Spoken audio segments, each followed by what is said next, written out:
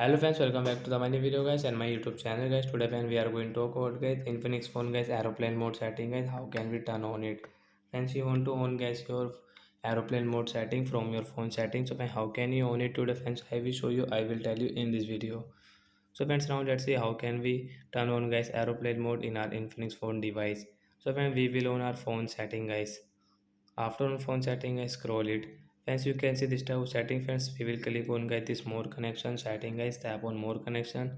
Then click on guys aeroplane mode setting guys, tap here to on it. After on guys, you cannot use guys your mobile data setting guys, and then hotspot setting.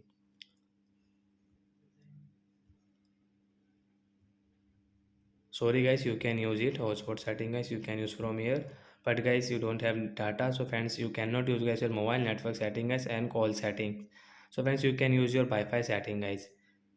So we can use guys phone Wi-Fi setting from here guys. You want to connect any network, so guys you can connect, and guys you can use your Wi-Fi in your aeroplane mode setting guys. You can see guys we can connect Wi-Fi network, and guys we can use it.